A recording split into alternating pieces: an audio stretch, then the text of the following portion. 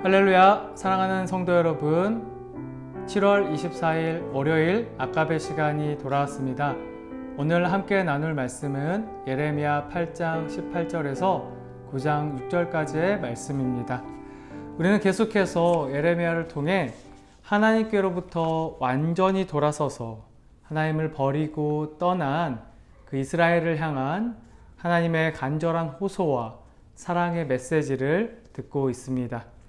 하나님을 떠난 이스라엘은 그들을 보호하시고 인도하시는 하나님의 은혜에서 벗어나 있었기 때문에 여러 내적인 외적인 그 상황들 속에서 두려워하고 깊은 탄식으로 살아갔습니다. 8장 19절을 보시면 딸 내 백성의 심히 먼 땅에서 부르짖는 소리로다. 여호와께서 시온에 계시지 아니한가? 그의 왕이 그 가운데 계시지 아니한가? 이스라엘은 지금 고통 속에서 부르짖고 있습니다. 그들은 이렇게 질문합니다. 여호와께서 시온에 계시지 않은가? 시온의 왕이 그 안에 계시지 않은가? 분명히 하나님께서 자기들과 함께 한다고 믿고 있는데, 그렇게 저 시온에 여호와가 거하신다고 알고 있는데 왜 이렇게 자기들의 삶이 고통스러울 수가 있냐는 것입니다. 하나님이 과연 거기 계시기는 하시냐라는 질문입니다. 이들은 지금 아픕니다. 괴롭습니다. 힘이 듭니다. 이 상처, 아픔, 고난과 고통에서 벗어나고 싶어 합니다. 그들은 자신들을 구원할 이름인 그 여호와께 부르짖는 것입니다. 그러나 왜인지 하나님은 그들의 고통과 신음에 응답하지 않으십니다. 왜 그들은 응답받지 못했습니까? 그들이 그토록 고통받는 이유를, 그 원인을 제대로 알지 못했기 때문입니다.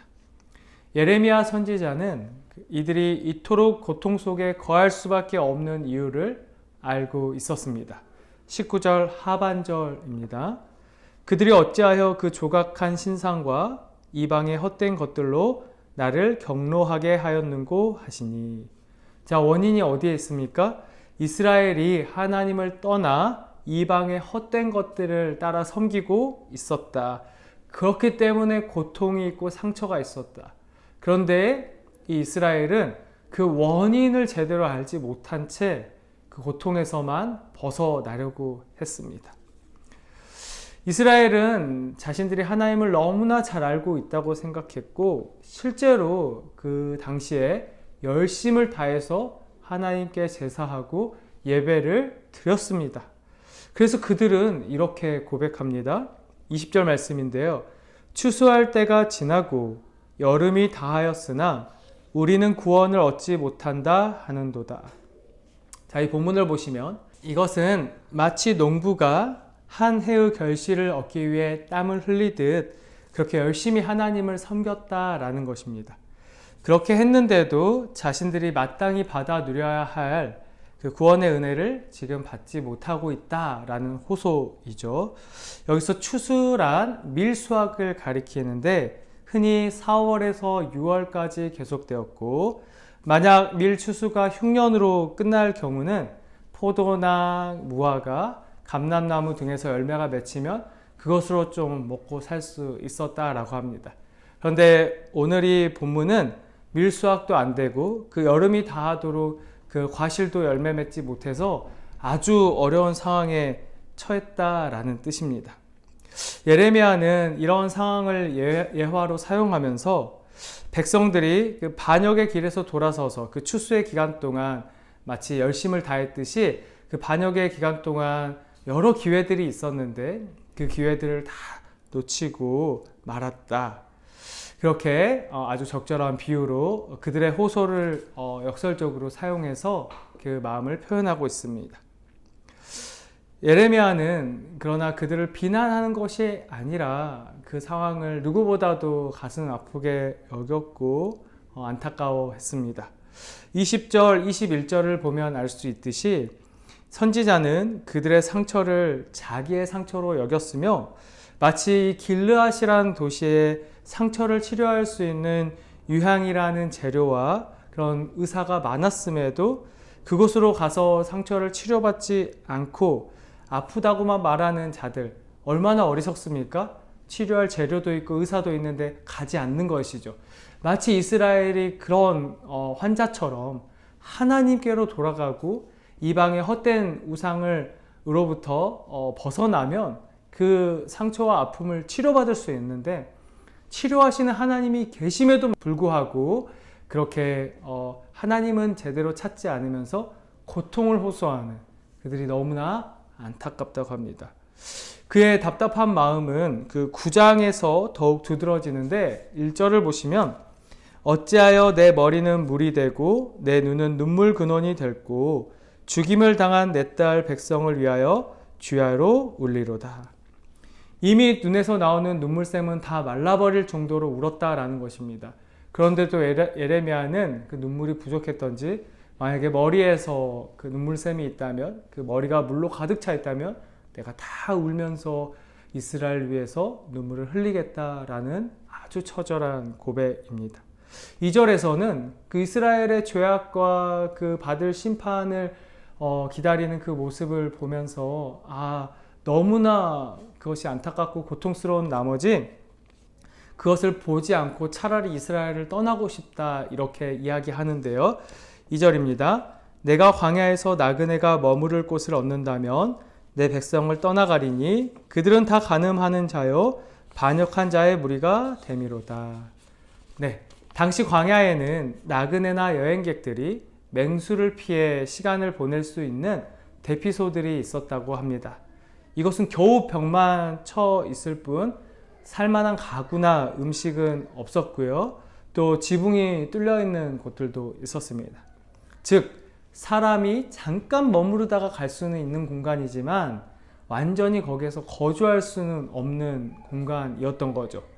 자, 살만한 곳이 아니었음에도 불구하고 예레미야는 그곳에 가서 차라리 사는 게 낫겠다라고 말할 정도로 지금 이스라엘이 받고 있는 죄악과 그 심판을 보기 힘들다라고 표현하고 있습니다. 이 당시에 이스라엘이 그토록 심각한 죄악 가운데 머물러 있었는데요. 이제 그 고발이 3절부터 나오게 됩니다. 3절을 보시면 여호와의 말씀이니라 그들이 화를 담긴 같이 그들의 혀를 놀려 거짓을 말하며 그들이 이 땅에서 강성하나 진실하지 아니하고 악에서 악으로 진행하며 또 나를 알지 못하느니라. 자, 지금 이스라엘의 상황을 단적으로 표현해주고 있는데요. 그들은 마치 활로 다른 사람을 쏴서 죽이듯 이 자신들의 혀를 활처럼, 화살처럼 해서 다른 사람을 언어로 죽이고 있다. 진실하지 아니하다. 그리고 이 메시지는요, 진리를 구하는 자가 없다. 아무도 진리를 찾지 않으면서 하나님이 여기 계시지 않느냐라고 말만 하고 있다는 거죠. 진짜 하나님의 말씀을 듣지 않으면서 진리를 구하지 않고 있다.